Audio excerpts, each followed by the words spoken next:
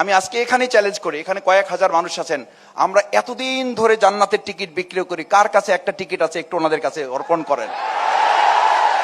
এতদিন ধরে জান্নাতের টিকিট যদি বিক্রি করি তাহলে দুই একটা টিকিট তো পকেটে থাকার কথা। আমি বরং বলি জান্নাতের টিকিট যদি আমাদের কাছে থাকে তাহলে আমাদের জান্নাতের টিকিটের আলোচনা, জান্নাত জাহান্নামের আলোচনা আছে বলেই আমাদের মধ্যে দলীয় কোন্দলে এখনো লোক মারা যায় নাই। জান্নাত জাহান্নামের আলোচনা আমাদের মধ্যে আছে বলেই এখনো পর্যন্ত আমাদের হাজার হাজার লোক বহিষ্কার করতে হয় নাই।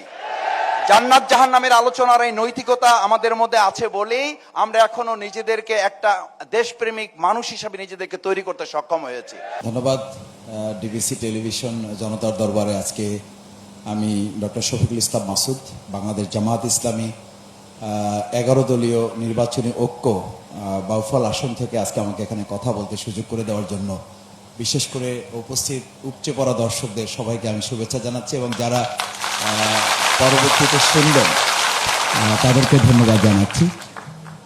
প্রথম কথা হচ্ছে যে ছাত্র রাজনীতি থেকে আজকের এই বৃহৎ অঙ্গনে আমরা কাজ করছি 3টি বিষয়কে সামনে রেখে। একটা হচ্ছে দেশের স্বাধীনতা, সার্বভৌমত্ব, আমাদের সেই শহীদদেরকে স্মরণ করি এবং আজকে এইরকম একটা উন্মুক্ত পরিবেশ করার জন্য যারা রক্ত দিয়েছেন 2024 জুলাই আগস্টের গণ অভ্যুত্থানে, আমরা তাদের সেই শহীদ, আহত, পঙ্গুত্ব বরণকারীদেরকে স্মরণ করছি। না হলে এরকম পরিবেশ হয়তো আমাদের 2028 পর্যন্ত অপেক্ষা করতে হতো। আমরা দ্বিতীয়ত আমাদের এই সুন্দর পরিবেশকে একটা মানবিক বাংলাদেশ বিনির্মাণের জন্য আমরা আমাদের জনগণের কাছে যাচ্ছি। সেখানে আমরা সবচেয়ে মজার ব্যাপার হচ্ছে তারা নতুন একটা বাংলাদেশ বিনির্মাণের জন্য নতুন কিছু তারা খুঁজতেছে, তারা পিছনে ফিরে যেতে চায় না। তো সেই নতুন কে দিতে পারে? নতুন দিতে পারে ইসলাম, নতুন দিতে পারে দেশপ্রেম, নতুন দিতে পারে ভালোবাসা, মমত্ববোধ। এই নতুন কিছুর জন্য মানুষ উন্মুখ হয়ে আছে। আগামী 12 তারিখ তাদের ব্যালটের মাধ্যমে তারা একটা বিপ্লব ঘটাবে আমি মনে করি। তৃতীয় হচ্ছে আমি এলাকায় যাচ্ছি, আপনি লেভেল প্লেইং ফিল্ডের কথা বলেছেন। আমি প্রতিদ্বন্দ্বিতা বলবো না, আমরা একসাথে লড়াই করেছি এবং লড়াইয়ের ময়দান থেকে এখন আমরা এখানেও একসাথে বসেছি। প্রতিদ্বন্দ্বিতা হলে বসা যেত না। আমার মনে হয় আমরা প্রতিযোগিতায় আছি, তো প্রতিযোগিতা তো থাকতেই হবে। ভালো কাজের প্রতিযোগিতা থাকলেই তো দেশ এগিয়ে যাবে। আমি মনে করি যে আমাদের রাজনৈতিক নেতৃবৃন্দ এখানে আমরা যারা আছি এবং যারা শুনছেন শুনবেন, সকলের কাছে আহ্বান থাকবে প্রতিদ্বন্দ্বিতা নয়, প্রতিহিংসা নয়, বরং আমরা প্রতিযোগিতার ভিত্তিতে ঐক্যের মাধ্যমে বাংলাদেশটাকে আমরা এগিয়ে নিয়ে যাব। যদি তাই হয় তাহলে আমার এলাকার কথা বলি, আমার প্রিয় বাউফল, আমি সেখানে এখনো শুনি আমার প্রতিযোগী প্রার্থী যিনি, আমি প্রতিদ্বন্দ্বী কখন আমার এলাকাতেও বলি না, আমি বলি প্রতিযোগী যিনি আছেন উনি বলেন যে জামাত ইসলামী বা আমাদের যে 11 দলীয় জোট আছে, এই 11 দলীয় জোট বা 11 দলীয় নির্বাচন ঐক্যের ব্যাপক ভোট আছে, কিন্তু ওনারা ধরে রাখতে পারবেন না।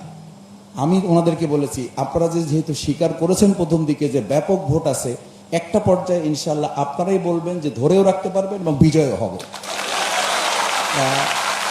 সেই জায়গায় এই নতুন যে বিনির্মাণ, দেখেন আপনারা সবাই এখানে জানেন, এর ব্যাপারে আমাদের কারো বোধহয় দ্বিমত থাকার কথা না। আমাদের সন্তানেরা, আমাদের শিক্ষার্থীরা, আমাদের ছাত্র ছাত্রী, মায়েরা, বোনেরা সবাই মিলে কিন্তু একটা স্লোগান তুলেছিল তখন, উই ওয়ান্ট জাস্টিস। জাস্টিস কোথায় পাওয়া যায়? জাস্টিস পাওয়া যায় শুধুমাত্র ইসলাম, একমাত্র ইসলাম, কেবলমাত্র ইসলামের মাধ্যমে। আমি বলছি সেই ইসলামের ইজারাদার আমরা নিয়েছি তা বলছি না, ইজারাদার জামাত ইসলামী না, ইজারাদার সব মুসলমানেরা এবং এটার জন্য ভুক্তভোগী বা এটার সুবিধাভোগী সমস্ত এখানে হিন্দু ধর্মাবলম্বীরাও এখানে অনেকে এসেছেন।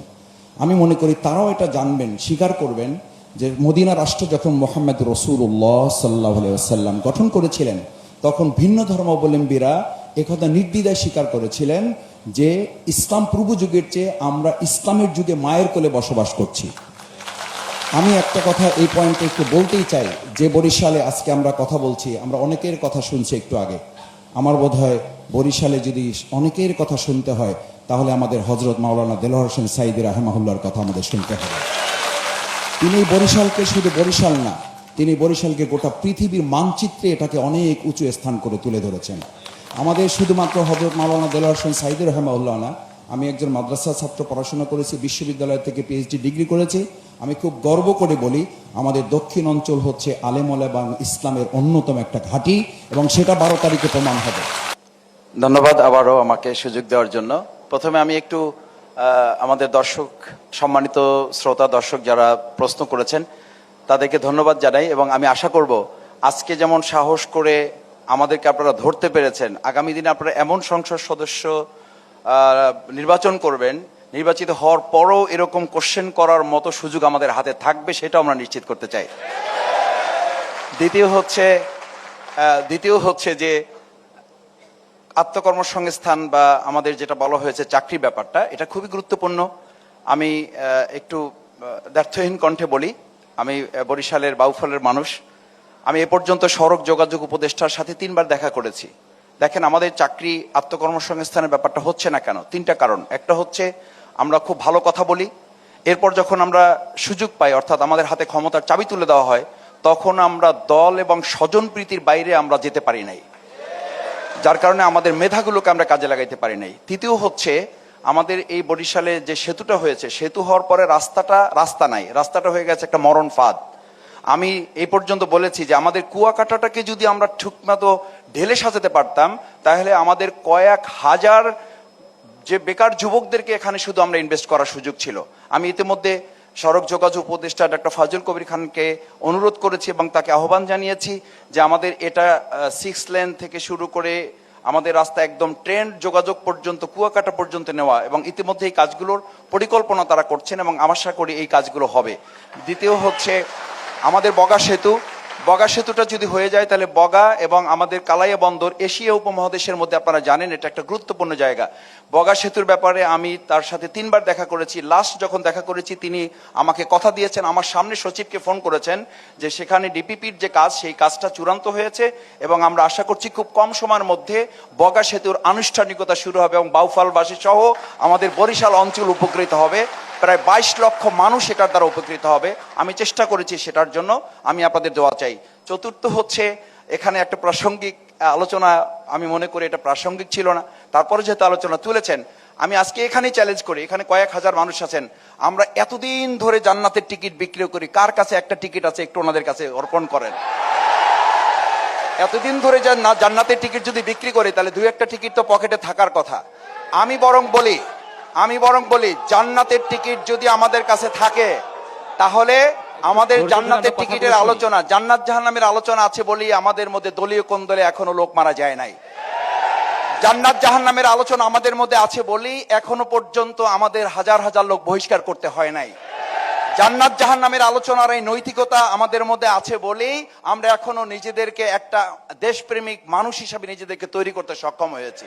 সেই জন্য আমি মনে করি আলোচনা সবার মধ্যে থাকা উচিত। বরং আমরা তো উল্টো আলোচনা শুনেছি যে আমরা যদি এতদিন অমুকের নাম নিতাম তাহলে আমরা জান্নাতে চলে যেতাম, বরং আমরা যদি এটা করতাম, নামাজ রোজা দরকার নাই, আপনারা এটা করেন তাহলে জান্নাতে চলে যাবেন। তো এই কথাগুলো আমার বোধ হয় আমাদের মানুষকে, ধর্মপ্রাণ মানুষ আমরা সবাই, আমাদের ধর্মে আঘাত না করে কেউ কথা বললে আমাদের জন্য ভালো হবে, সেই জায়গাটা। তৃতীয় হচ্ছে যে আজকে আমরা এখানে শ্রদ্ধেয় মেহমান আমাদের সৈয়দ মুফতি ফয়জুল করিম হাফেজাহুল্লাহ, উনি এসেছেন। আমি ওনাকে অত্যন্ত শ্রদ্ধা করি, সম্মান করি। ওনার সামনে ওনার কোনো প্রশ্নের জবাব দেওয়ার জন্য আমি বলছি না। দেখেন আমরা এক আছি এবং এক থাকার জন্য আমরা এই বরিশাল আসনে বাংলাদেশ জামাত ইসলামী এবং 11 দলীয় যে ঐক্য নির্বাচনী, সেই ঐক্যে ওনার প্রতি এবং ওনাদের দলের প্রতি সম্মান রেখে আমরা এই দলে আমাদের খুবই গুরুত্বপূর্ণ একজন কেন্দ্রীয় নেতা থাকা সত্ত্বেও তাকে আমরা এখান থেকে উইথড্র করে তার প্রতি আমরা শ্রদ্ধা রেখেছি। সুতরাং আমি মনে করি যে আমাদের মধ্যে নির্বাচনী ঐক্য এটা একটা বিষয়, আর আদর্শিকভাবে আমরা কাজ করে যাওয়া। আমি অনেক সময় বলি, আমাদের দেলোয়ার হোসেন সাইদি রাহেমাহুল্লাহ উনি বলতেন, ইলিশ মাছের দোকান যদি 2টা থাকে 4টা থাকে অসুবিধা তো নাই, আমরা মনে হয় না হয় সেই রাস্তায় একটু আছি। 4টা দোকান আমাদের এখনকার ক্রেতা যারা থাকবেন, ভোটার সম্মানিত যারা থাকবেন, তারা দেখবেন যদি মনে হয় যে না অমুক ইলিশ মাছটা একটু মোটা আছে, ডিম ছাড়া আছে, তেল ছাড়া আছে, গালি লাল আছে, এখনো পচে নাই, এই সব বিবেচনার ভার তাদের হাতে থাকলো, তারা যেটা ভালো মনে করবেন এই সুযোগটা আমাদের ভোটারগণ গ্রহণ করবেন। আমার তো মনে হয় তাতে অসুবিধা নাই। কিন্তু সেই ক্ষেত্রে কোন ইলিশ মাছের দোকানদার যেন কোন ইলিশ মাছের দোকানদারকে এটা না বলে যে আপনি দোকানদার না হয়ে বরং আপনি তো একজন কারসাজি করে আসছেন। বরং উভয় দোকানদারের মধ্যে যদি আমাদের সম্প্রীতি থাকে, তাহলে ক্রেতাদের সাধারণ তাদের যে স্বাধীনতা সেটা অক্ষুণ্ণ থাকবে এবং সম্মান মর্যাদা নিয়ে আমরা সামনের দিকে দেশটাকে এগিয়ে নিয়ে যেতে পারবো। সেই জায়গায় আমি মনে করি এটা নিয়ে আমাদের বাদানুবাদ কিংবা থাকার কোনো সুযোগ আছে বলে আমি মনে করি না। আমরা আলহামদুলিল্লাহ, আল্লাহ যদি আমাদের কবুল করেন, জনগণ যদি আমাদেরকে আস্থা রেখে সমর্থন দেন, 100 দিনে আমাদের কর্মসূচি হবে 5টা। প্রথমত আমরা বলেছি আমরা দুর্নীতি মুক্ত একটা বাউফল আমরা দক্ষিণ অঞ্চল গড়ে তুলবো ইনশাআল্লাহ। 2 নম্বর হচ্ছে আমাদের দক্ষিণ অঞ্চল সহ আমার বাউফলে আপনারা জানেন মাদকের ছড়াছড়ি আছে। আমি বলেছি 60 দিনে মাদকের কবর রচনা করব। 3 নম্বর আমরা বলেছি আমাদের এই অর্থনৈতিক অঞ্চলে আমরা তরুণ যুবকরা যাদের রক্তের বিনিময়ে আমাদের আজকের এই 2028-এর নির্বাচন আমরা 2026-এ পেয়েছি, তাদের আত্মকর্মসংস্থানের ব্যাপারে আমরা কার্যকর পদক্ষেপ গ্রহণ করব। 3 নম্বর আমাদের সবচেয়ে বড় গুরুত্বপূর্ণ হচ্ছে যে আমরা বলেছি আমাদের বাউফল সহ এই অঞ্চলে আমাদের সড়ক যোগাযোগের এখন যে অবস্থাটা আছে এই যোগাযোগটা এমন পর্যায়ে নিয়ে আসবো, বাউফল থেকে শুরু করে এই দক্ষিণ অঞ্চলের মানুষ এখান থেকে ঢাকায় গিয়ে যে এসে অফিস করতে পারবে সেরকম সড়ক ব্যবস্থাপনা আমরা তৈরি করে দেব। বিশেষ করে ট্রেন যোগাযোগের যে ব্যবস্থাটা সেইটা আমরা তুলে ধরবো। 5ম, আমরা 100 দিনের মধ্যে আর একটা গুরুত্বপূর্ণ কর্মসূচির কথা আমরা ভেবেছি, সেটা হচ্ছে যে আমাদের ঘুষ, সুদ এবং যে সমস্ত কারণে মানুষ ন্যায্যতা থেকে বঞ্চিত হয় সেই ন্যায্যতার ভিত্তিতে জনগণ সম্মান এবং মর্যাদা নিয়ে প্রত্যেকে যার যার অবস্থানে সে বসবাস করতে পারবে, তার উপরে কেউ আধিপত্য বিস্তার করতে পারবে না।